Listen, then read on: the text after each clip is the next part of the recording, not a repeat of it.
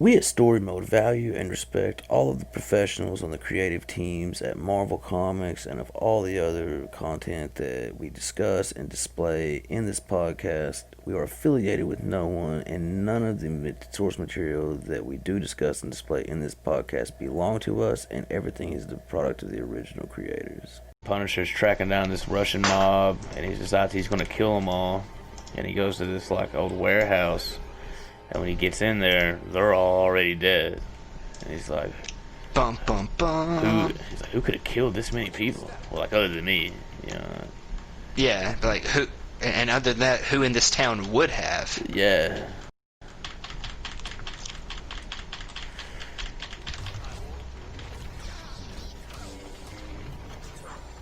Oh, I just wrecked Darth Maul, dude. There's also like a huge, like, hole, like a big hole that goes like way down into the earth. I'm assuming, I've always kind of assumed that this story was where they kind of loosely based the Netflix Defenders stuff on, even though it's not that. But there are a lot of. It did come across that way at first. Yeah, I feel like they definitely drew from this. Not specifically these 3 issues, but just this run in general. You see a lot of stuff that's like, oh yeah, okay, I see the connection. Yep.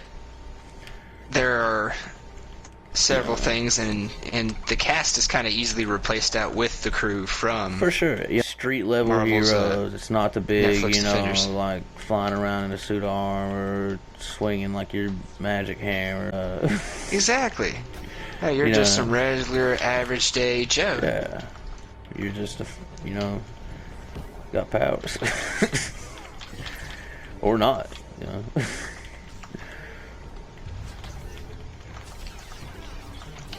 Well, I mean, they all kind of had powers. I don't think there was one of them that didn't have some kind of power. Yeah, I meant the Punisher really, and Black Widow from the Marvel Knights.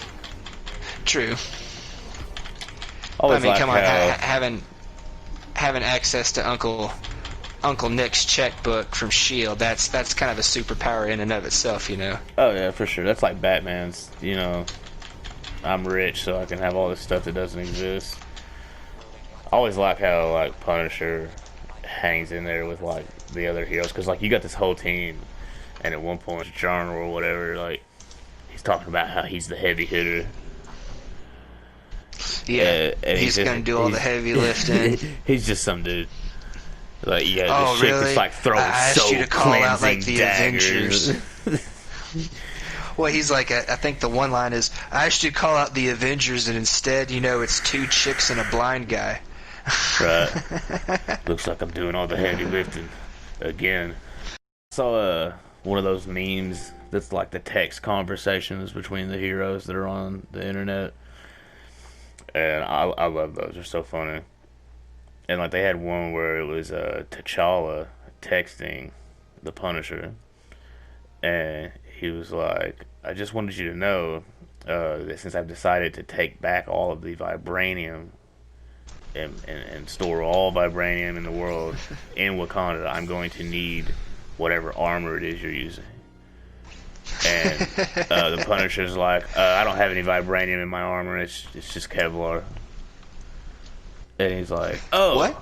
He goes, oh, my You mistake. sure? He says, my mistake. I was under the impression that you did not have superpowers. And he was like, I don't. And he was like, and that Kevlar stops all of those bullets? And he goes, not all of them. Many of them hit me. So I ended up digging several of them out later. And then T'Challa goes, wow, you are frightening. Have a good day.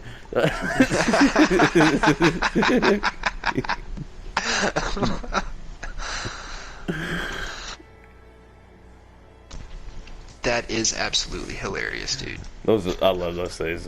There's another one where like you were absolutely frightening. You have a good day. Right. There's one too where like Deadpool is texting Hawkeye. He's like, hey man, where do you like buy your arrows? And he was like, just wherever. And he was like, why? He goes, I have some. Just wondering if you needed them. And he was like, yeah, how many do you have? And he's like, about 300 of them. And he's like, what? Where'd you get them? And he's like, I was shot with them. And he's like, do you know anyone who would be in the market for about 24 harpoons?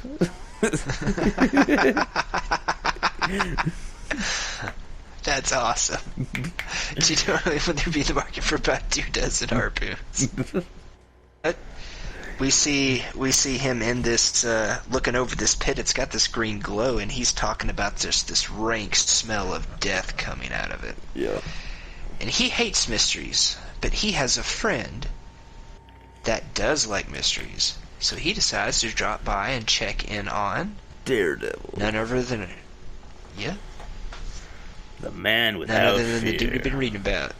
Yeah. The common denominator of these past few weeks for sure. He's like chasing this guy, this criminal that held up a liquor store or a convenience store or some type of store, and he killed the clerk in like the heat of the moment in the robbery. So Daredevil's chasing him, and then like Punisher shows up and just blasts the guy's kneecaps off. Just both of them. Blah, blah. Blah blah. He's like, yeah, kneecaps are a bitch. So a lot of nerve hurts, endings. don't it? A lot of nerve endings go to the kneecaps. I like it too how he tells Daredevil, he's like, I kind of thought I was doing you a favor. And he's like, by blowing his kneecaps off? And he's like, by not killing him. By not killing him. And then he tells him, and then the guy's just laying there on the ground. He's like, somebody, get me to a doctor, please. They're just ignoring him. Later on, he's like, or a hospital. Yeah. I love how they just ignore him and have a conversation. Just keep on going. He's just bleeding through his kneecaps, crying and moaning in pain. Have a heart, man. He'll be alright. Take 5. But he tells Daredevil about, hey, someone wiped out the Russian mob. I think I'm out of my league. This appears to be like y'all's kind of crap. I figured you could call the Avengers or the Fantastic Four. I'm strictly humans. I don't deal with like demons and goblins, magical and monsters, aliens, and stuff. all that. He's like, I kill people, and strictly humans.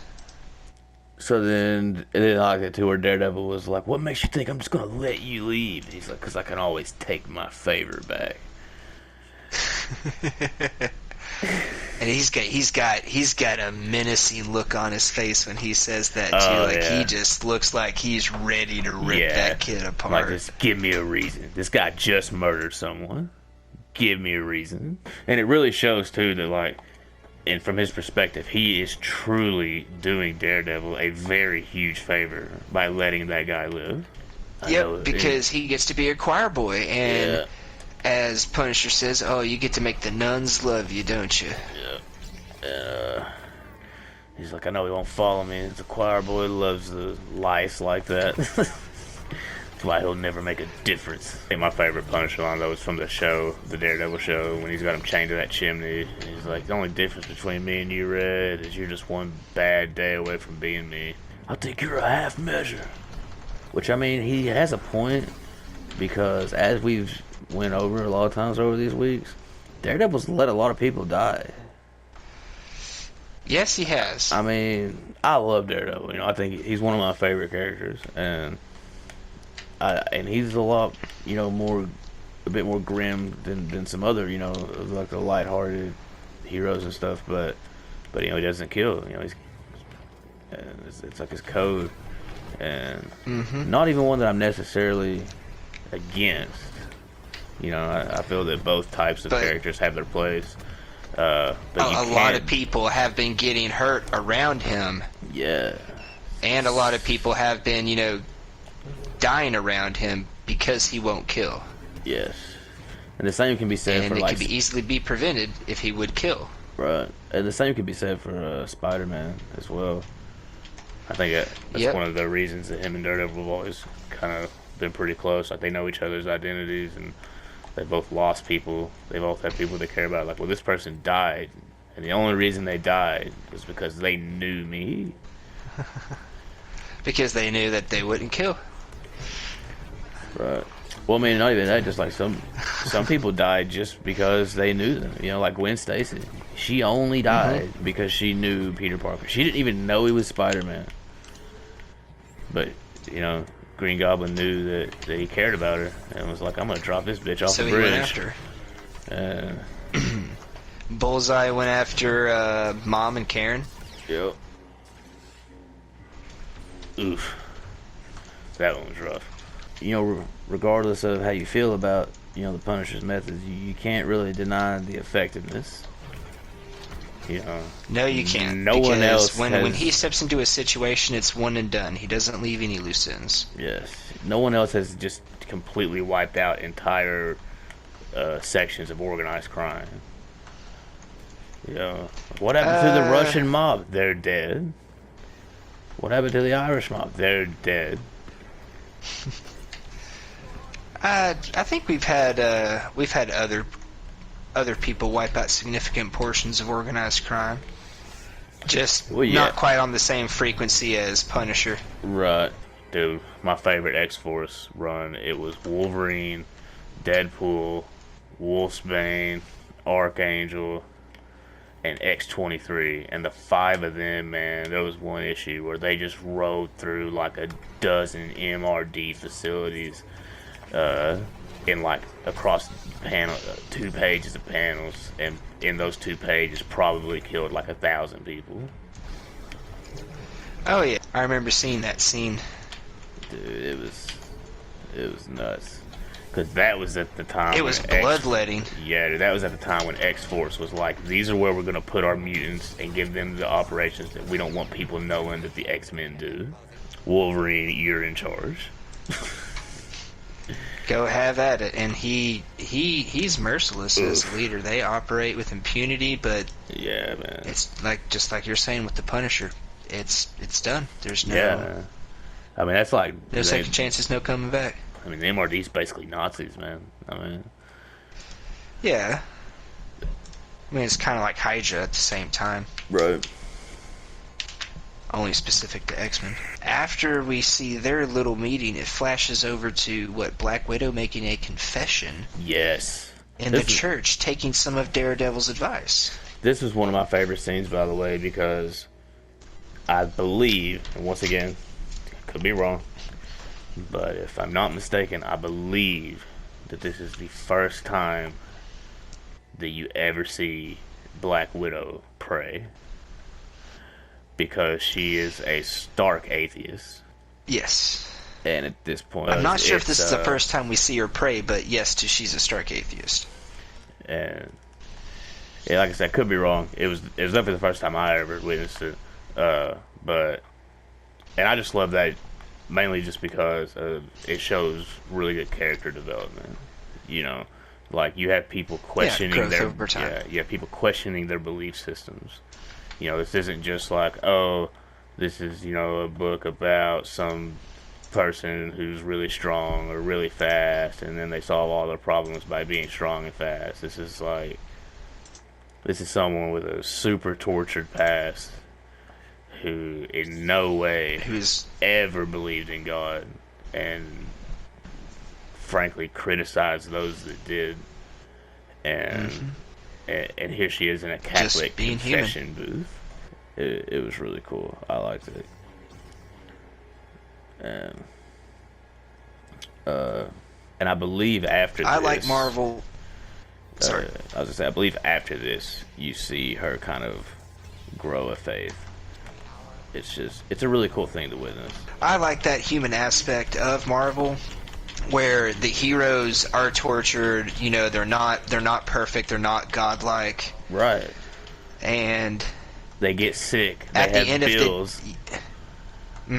They have guilt. They have remorse. They make mistakes. And at the end of the day, when it all comes down to it, they have to question their own morality at certain instances. And while she is praying, gang, I guess, storms in to try to steal money from the church. And they were wanting to make some quick cash, and church don't have no security apparently. Right. She, defends the church and the priests and the people, from the gang with the help of Dagger, who pops up. She is there looking for her friend Cloak, who has seemingly become possessed. Real quick before we move on, something I do want to mention, that since we're talking about how we're showing and how we're getting to see the development of her moral compass, and that she's in a church confessing, something intriguing that she asks the fathers, that he says, start with your lesser sins, Yeah. And then she's like, is there really such a thing as a lesser sin, Father? Aren't they all kind of, equal and vile, kind of the same in nature? Right. And then she's like, does God, separate, the sin from the motive? And, like, yeah, it's a whole, the intention, the outcome. Right. It's very intense. So that is, I don't know, that's just something I kind of, that just struck me, and I wanted to add that in since we were kind of touching on the development of her moral compass. Oh, yeah. It was very I didn't want to intense, leave it out because... No, I agree. It was really good. I feel like those are, like, fair questions. I feel like those are realistic questions that if someone who was in that situation would be asking. I mean, especially someone like Black Widow, because, I mean... a big motivation of hers that we see in the MCU is the saying, I've got red in my ledger, and I want to wipe it out. She has done some pretty horrific things, and to see her begin to question that, I think, above all else, she knows the different levels of depravity humans can sink to. Right. So for her to ask that question, I think, was probably the most powerful aspect of that scene. For sure. You could see her and Dagger whoop some wholesale ass. Oh, yes. The gang comes busting in, they pull out guns, and Black Widow just lays into him. And actually, Dagger saves Black Widow. Right. They beat up the gang, and then Daredevil shows up. And he tells them about the Russians, and how they were all killed, and asks Natasha if she knows anything, if she still has any ties to the, the KGB and stuff. And she tells them about how, like, the mob they were kind of like KGB washouts. Nobody's gonna miss them. It's probably a mob hit. And he tells her about, yeah, I don't think so. And so they all decide to go investigate it together. I do like, too, how Punisher's just tailing them the whole time. Oh, yeah, he's just watching them, and, oh, really? I was hoping to get the Avengers, and I get two chicks and a blind guy. Right. Oh, as usual, I'm going to have to do all the heavy lifting. And that's what I like about the Punisher, too, is because, like, he definitely didn't want to get involved in this, but he still felt the need to, like, survey it and see what they were going to do. And then when he realized he didn't approve of it, he was like, I'm going to have to step in. Son of a bitch. Yeah, alert the appropriate authorities' attention to the situation. Make sure the right people for the right job are on it. Doing their thing. But you can't trust them because they're too goody two shoes, I guess. Right. I was gonna say too. This is kind of unrelated. I follow this Facebook page, and it's called Comic Book Pages Out of Context. And, like, every day they'll just throw a random page from a comic book up, and that's where I found that one where Wolverine and Venom were fighting. He's like, "We made Spider-Man's life agony." And he's like, "Yeah, I stabbed the Hulk last week, pal. That guy's a teenager, right? Like, you made Spidey cry. Yeah, okay. You're a real badass." Oh, great job. Great job there, And, you're a big man. But I saw one today that really cracked me up, and it was Wolverine was walking into a bank with some mutant, and it was like a kid, like a teenager. I don't know who it was, but it was just some lesser known, mutant kid, and he was kind of palling around with Wolverine, and they were just going to the bank to withdraw some money. And then the security guards, like, saw, and realized they were mutants. And, because the guy was, like, he had, like, a thing on his face, kind of like Cyclops, something similar to that, so he kind of stood out. Yeah. And so the security guards, like, pulled guns on him, just out of nowhere. And they're like, drop the weapons. And, like, they didn't even have weapons. And, Wolverine goes, "Yeah, that's a good idea. You should drop your weapons." Yeah, you really should before something bad happens here. And the security guard's like, "No, you need to get on the ground now." And the Wolverine's like, "You're really Okay, gonna?" bub. He goes, "You're really gonna make me do this?" And then he pulls his Avengers card out, and he goes, "You see this?" And he goes, "This was given to me by Captain America. It means you do what I tell you to do." He's like, "You're not even a real cop." And the guy's like, I'm warning you. You better get on the ground." And Wolverine says, "Look, man, you shoot me, I'm not. It's not even gonna hurt. And then I'm gonna cut off your hands, and then I'm gonna go home, and you're not gonna have any hands. So what's it gonna be?"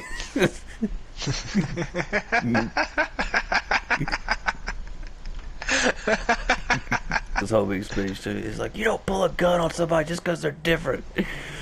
He's like, "It's not like the kid robbed the bank." And then he looks at him and he goes, "You didn't rob the bank, did you?" And he's like, "No." And he goes, "See, he didn't even rob the bank."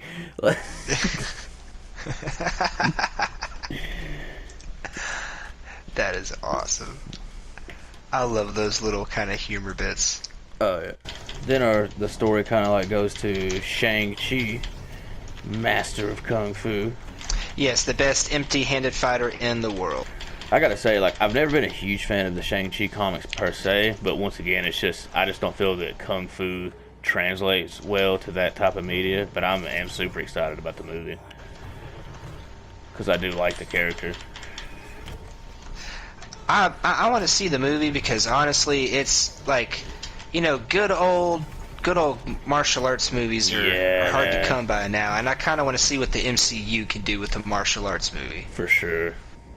And they're bringing in the real Mandarin as the villain. So Shang-Chi is like defending this woman from the Jade Dragon gang, which I'm assuming is some type of triad gang, when another hole comes up, like opens up in the ground, and these creatures come out, attack, and kill most of like the members of the gang.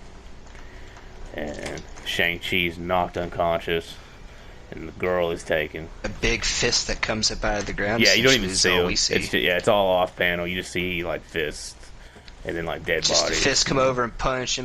So, one of the gangsters, the Jade Dragon gangsters, is also taken, and then he's being interrogated by Ulick. And I like that they brought Ulick in. Like, he's not a very well-known villain, but I've seen him a few times in Thor comics and stuff, and I've seen the Avengers take him on a couple of times. Like, it's a pretty big-time villain for this group of people. I've never actually heard of Ulick before all this. And Ulick reveals that Backing off. he is on Earth looking for, like, this mystical horn that is somehow going to help him get revenge on Asgard. Horn he's wanting is the Ragnar horn, and that will allow him to basically bring about and call forth the death of Asgard. Okay, yeah, I know what it is now. Because in the comics, Ragnarok is brought on by Thor's battle with the Midgard serpent. So Yes, and the Ragnar horn, if I'm not mistaken, would summon the Midgard serpent. Yeah. But I like how they name each of the issues like a different name in this one, kind of like those old sci-fi shows. Yeah. I was noticing that between all of them. Yeah, like the second one's like the Thunder Below. I thought that was cool. And then, was it the last one something like the Destroyers? The Destroyers, yes. The first one didn't have a title. It just kind of let off. Yeah, just Marvel Knights. You notice they didn't even put an Audacia or any type of credits in the first issue either. It was just boom, you're in. Like on the they cover, just want you straight on in. On the cover. What? No one wants a strong opening title sequence. Just throw up the title and get on with it. Right. On the cover of it, With Joe Quesada and Jimmy Palmiotti did have like a little signature at the bottom, but that's it. Jimmy Palmiotti is the guy. He's an inker, and he does a lot of ink work with Joe Quesada. So like Joe Quesada will draw it with pencils, and then Jimmy Palmiotti does the inks, and they work together. It's right down there on Shang-Chi's left leg. Yeah, they work together a lot. Yeah, starting into Thunder Below, the Daredevil, Black Widow, and Dagger, they decide to go into the hole where the Russian mobsters were. And they get down there, and they're attacked by the troll creatures, and Daredevil is taken from them. Black Widow and Dagger, they start fighting the trolls, and searching for a way out. It's kind of separate from the story, but I did want to point out too that it shows Cloak, and he comes across like these card shysters, and Swindling people out of money. yeah, and I think he's killing these people. It's kind of I'm not unclear sure. because he's using like his darkness power to, like, I'm assuming teleport them somewhere or something. And I'm Yeah, not he could entirely be like sure. putting them in like some kind of other dimension. Right, I'm not entirely sure, but I think he kills them. But we'll have to figure that out later, I guess. I'm interested to see where this goes. Yes. I thought it was funny at this point. Speaking of Dagger, of how she's asking questions about Daredevil, Yeah. and the response she gets is, "That's a long story for another time." Yeah. You know. What was it Black Widow says, like, under Sheepshead Bay is no place for that explanation. Something else that was funny that we kind of glossed over, I forgot about. I like the kind of throwaway line when, like, they get in the car and they're on the way to the hole, and they're talking about the car, like they got it from S.H.I.E.L.D., and Black Widow's like, yeah, it's great. You like the color? It's funny because he's blind. And it's funny, too, because Dagger has no clue of, like, any of this stuff, so it's just like, what? She's definitely, like, the fish out of water of this team, which is always a funny role. I understood that reference. Wizard of Oz. It's like a fish out of water. The Daredevil, he's kind of like being taken prisoner, like, by these trolls, but then he's rescued by the Punisher, who shows up By in the none hole. other. Yeah. Now he's saved him, and I like his tack gear that he's got on too, with like all the night vision stuff. He just comes in, just like blows all the dudes away with automatic fire. Yeah. And of course Daredevil's like, was that really necessary? They're like, dude. He's like, of course it was necessary. But Ulick sends the Jade Dragon gangster to his boss to get the horn, because Ulick is saying that they have the horn, and then it shows the boss clearly with the horn in a display case, and he he's not giving it up. He's like, well, you gotta show proof of ownership, or or I'll have to charge you a lot of money some kind of for it. some kind of certificate of authenticity or some shit. And Ulick's just like, I will have it or you will perish. And he's like, yeah, it's just not gonna work for me. He's like, I will bring this city to its knees. Yeah. Well, I'm gonna need some. I'm not gonna take your threat seriously since you can't come up here and talk to me face to face. I fear no one. Always love like any interaction of like some type of like ancient cultured honorable dude versus like a shady corporate villain. Like, it's always fun. To a lesser extent, the Justin Hammer and Whiplash relationship was a little bit like that as well. And Iron Man 2. Yes. Not quite to that extent, but it was funny. Had that same little theme. I want bugs. No, I wanted suits thrown better. You like thrown better. You can't fit a head in. Try to put your head in there. See, he can't fit his head in there. I gotta put a guy in here. I'm throwing better. I can't fit a man in here. Drone better? Why is drone? You promised me suits, then you promised me drones. What's going on here? Like, just getting played This is not what I wanted. Right. This is not what I wanted. It's like when you're sitting there saying that, and you're a rich guy, you should know that you're a pawn at that point. Yeah, man.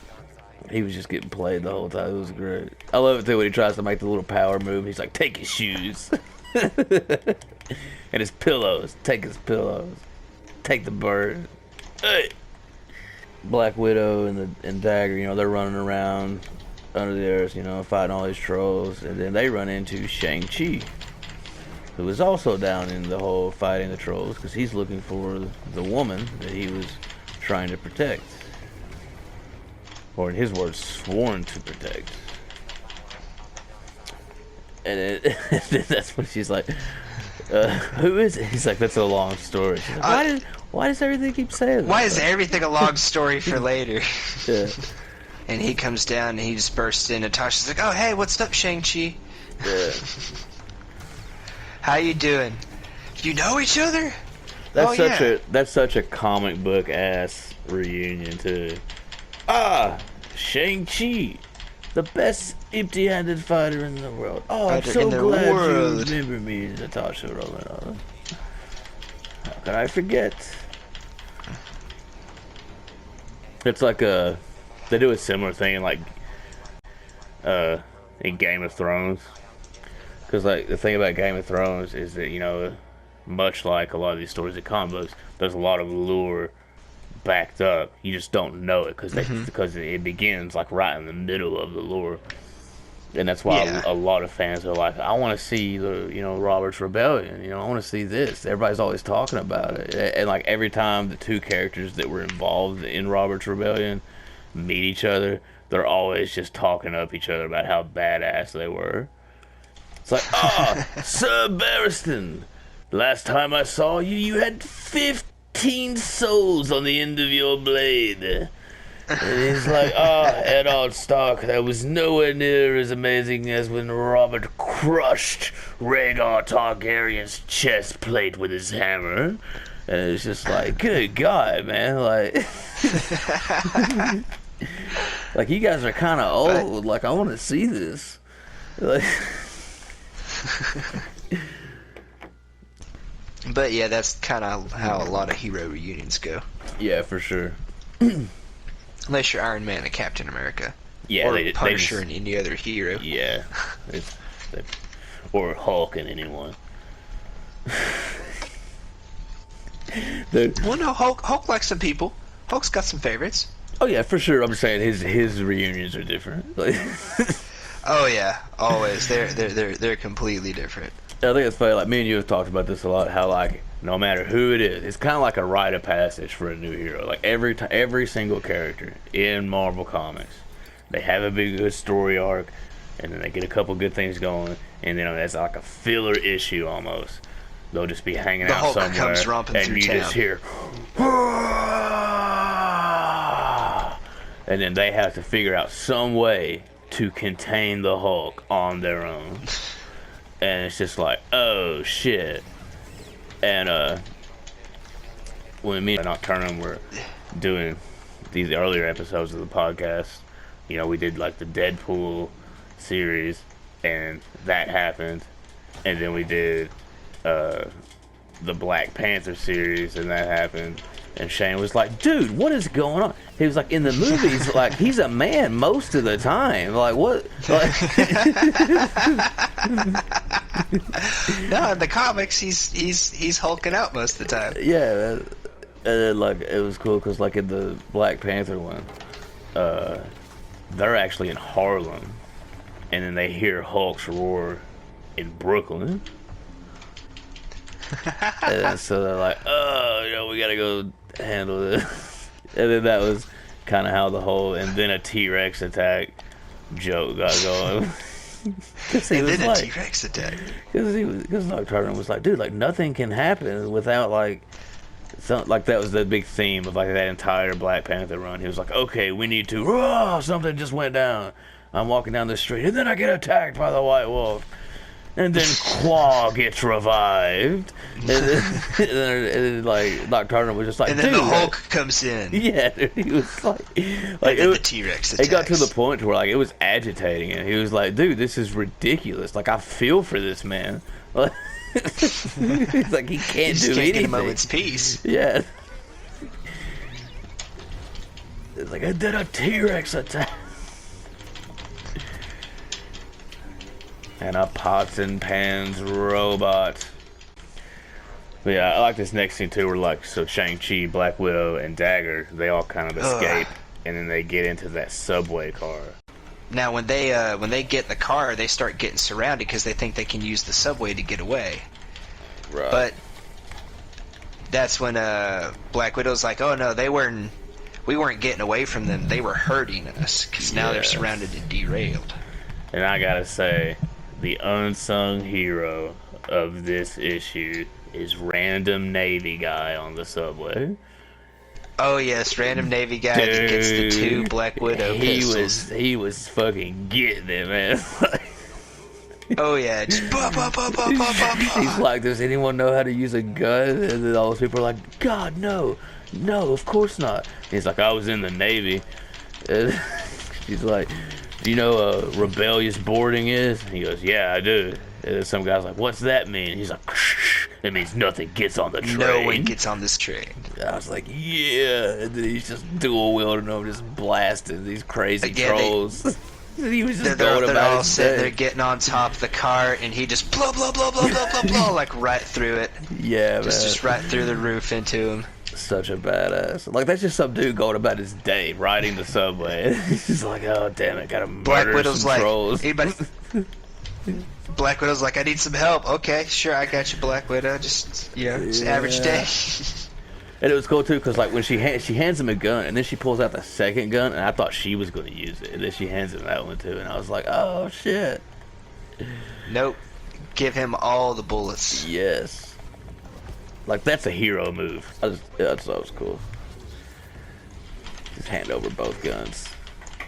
Random Navy. We don't ever even get his And name. random Navy guy just starts taking out trolls, Yeah, man. Oh, it's just... Like, all the way up to the end. Like, he doesn't even, like, get hurt halfway through and, like, have to go lay down and, like, they wrap a tourniquet around him or no kind of shit. All the way to the end. He's just blah, blah, blah, blah. all the way. I mean, he's in the Navy, Yeah, he's part of the American Armed Services. Do those guys never not go all the way? For sure. You're not getting on this train. She said don't let him on the train. Okay, you got it. You gave me 2 guns. I'll make it happen. Daredevil and Punisher, they follow this big thundering sound, like, deeper into the earth. And then, like, they find it, and it's Ulick who is attacking, like, foundations and substructures of, like, high-rise apartments and stuff under the city. Just sitting there, just pummeling into him with these, like, 2 big stone... brass knuckle gauntlet things. You kind of go into, like, the last issue, the Destroyers.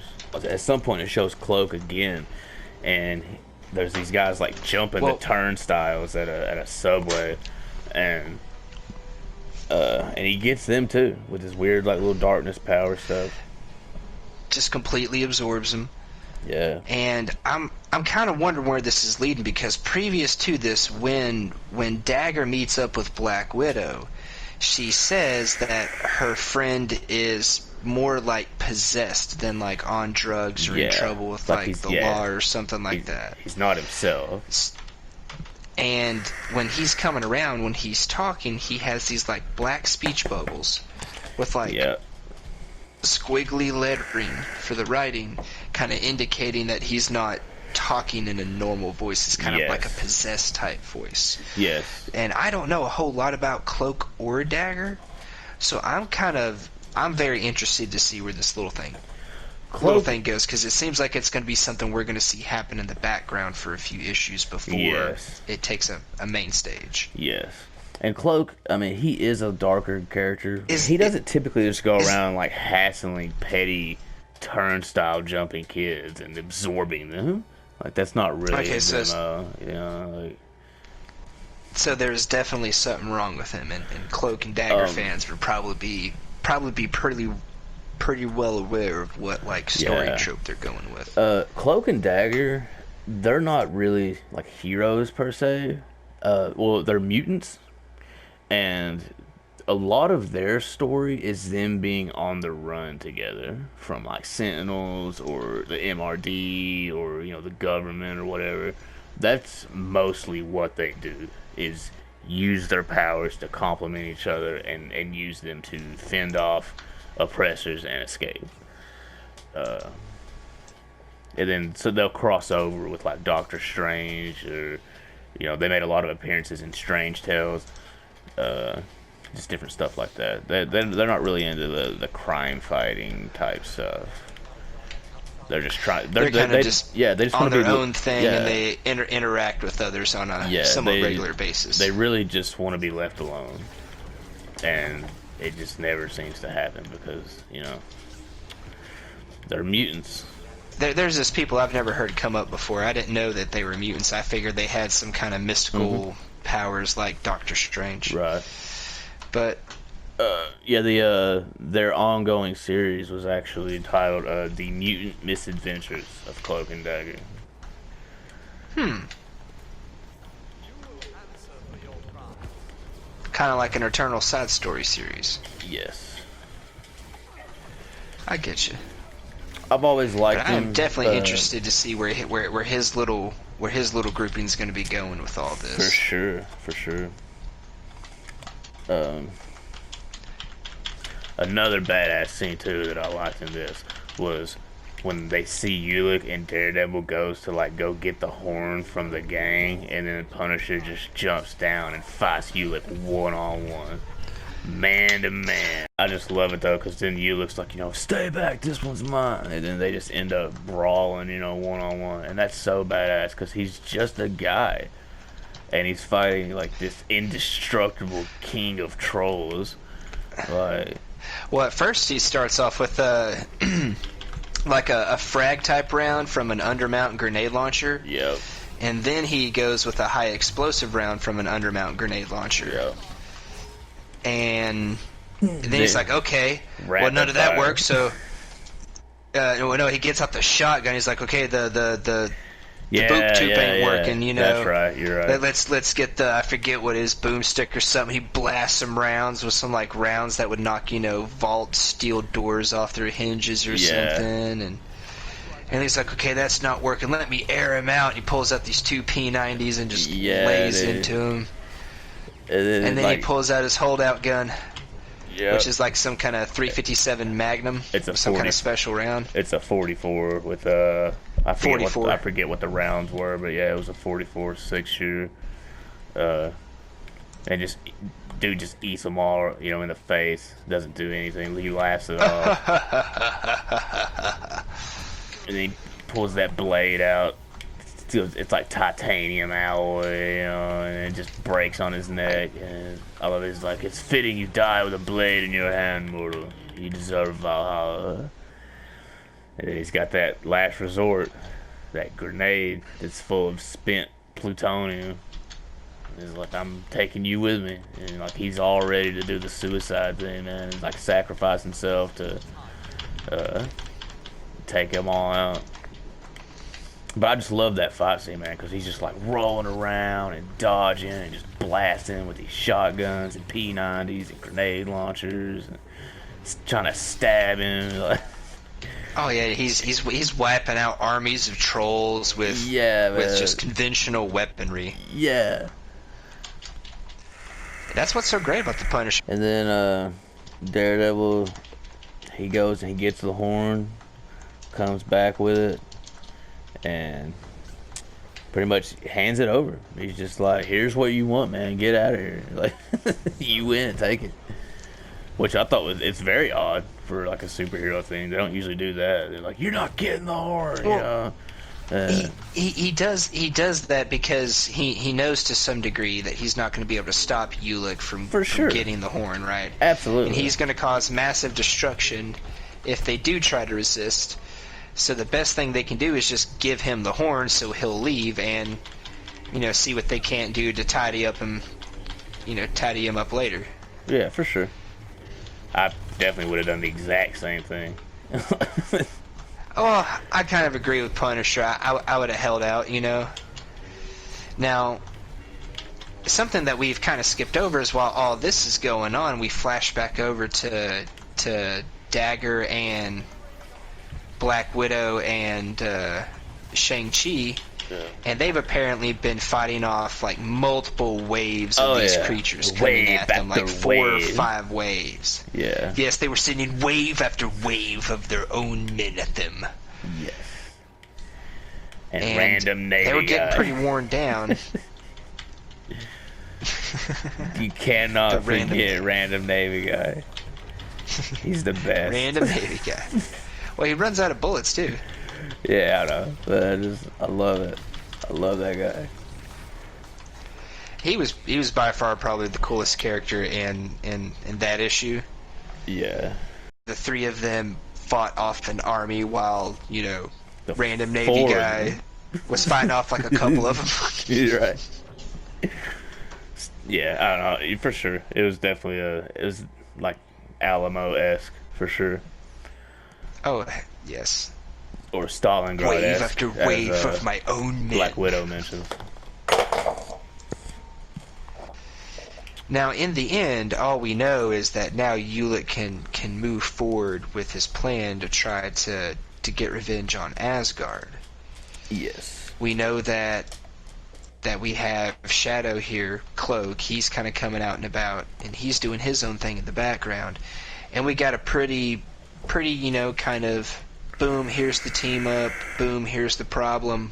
They fight some dudes, they meet the villain of the story. Kind of the end of the first little arc. Yes. And Daredevil, like what Daredevil says, he's too tired. He's too tired to bring in Punisher. Like, yeah. I am just too tired, man. It's too much. I swear, if I was Frank, I'd have been like, "You're tired? You're tired? I am completely out of ammo." So he lets him go, but he's like, "But I don't want to see you again. Next time, it's gonna be yeah, whatever. Gonna be business as usual, sure. Yeah." But all in all, I really like this run. This is a good little mini series. Not a whole lot actually happened in the first 3 issues, Right. but I definitely see the setup of at least 2 different storylines going on. Yes. Probably 3. But, Yes. I mean, I'm not sure, Daredevil versus Frank Castle is really a storyline. It's kind of more of just, It's just a their fact of the Marvel relationship. Universe. Yeah.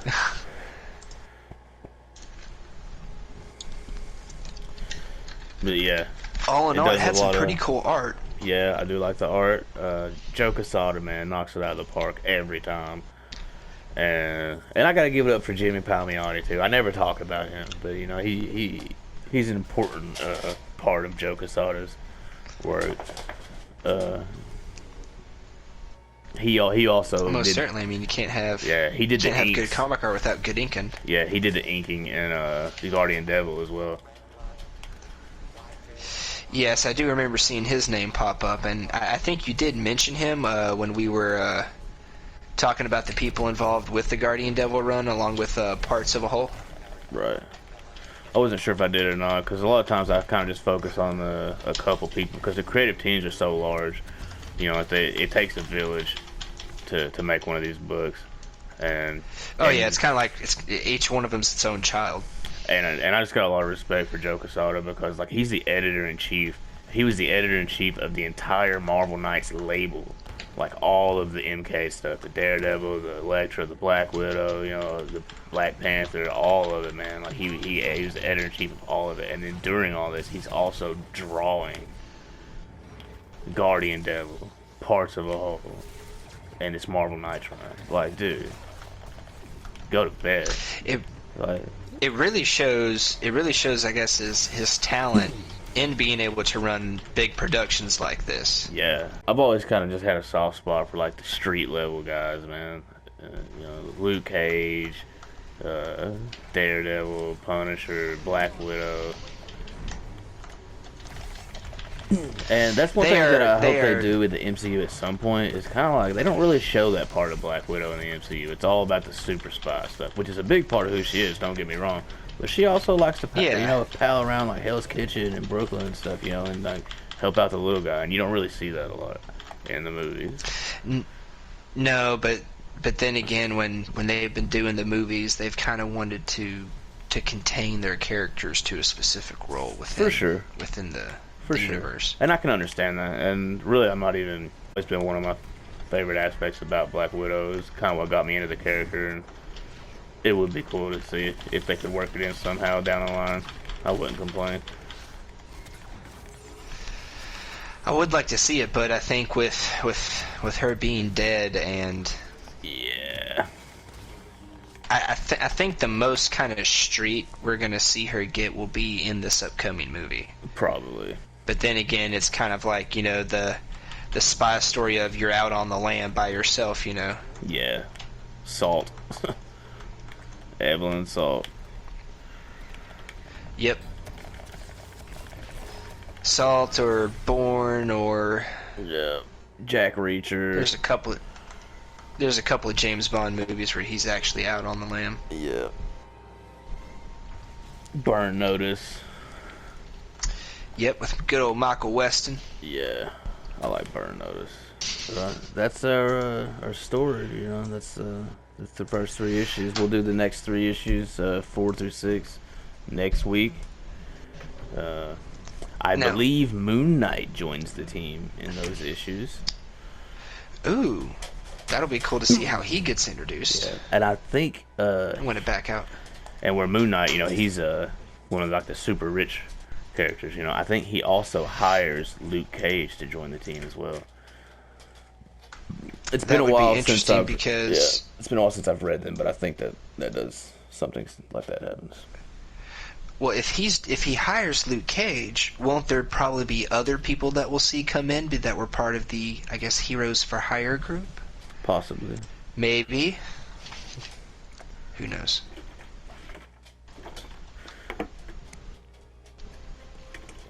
I love the whole Heroes for Hire bit, because that would go down in real life, like if this was a thing.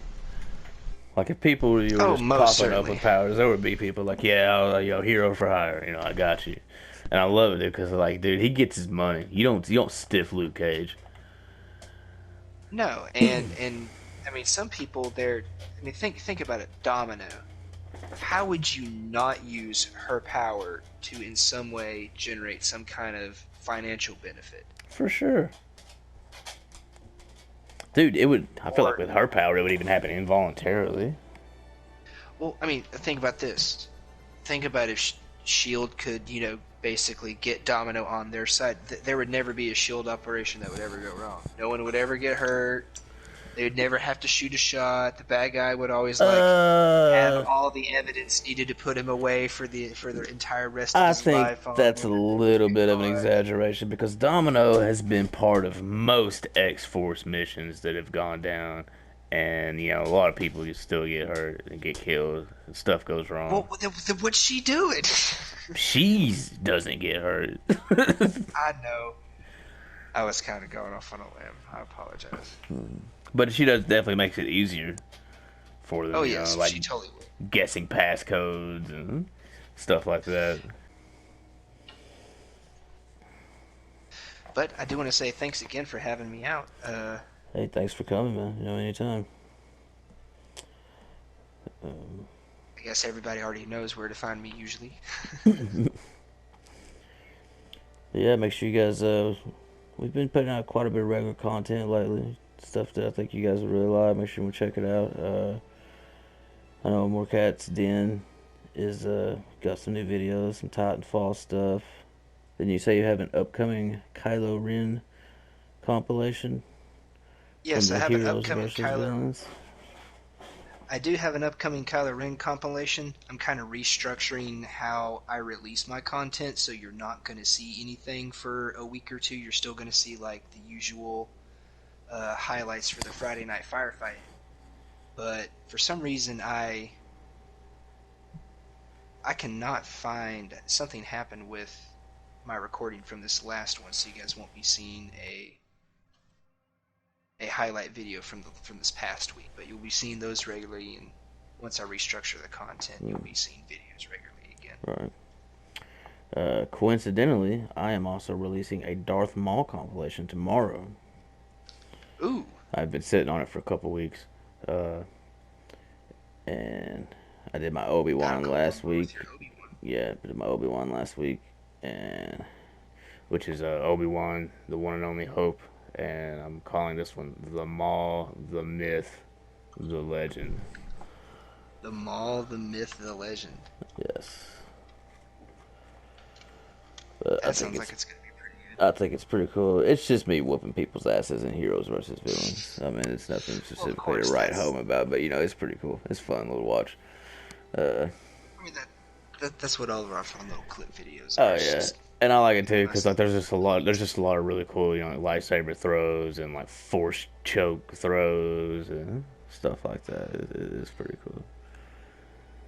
And from you playing Darth Maul tonight, you'll know you'll have another vid coming out because you got several throws tonight, if I'm not mistaken. I did had some good throws.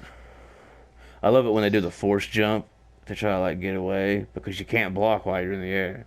So like when they're in the air, I just do the choke and then it catches them and then throws them from their position, which is already high in the air, and they're just whoosh. It's pretty sick. But yeah, we got a lot of It is a stuff pretty like sick. that.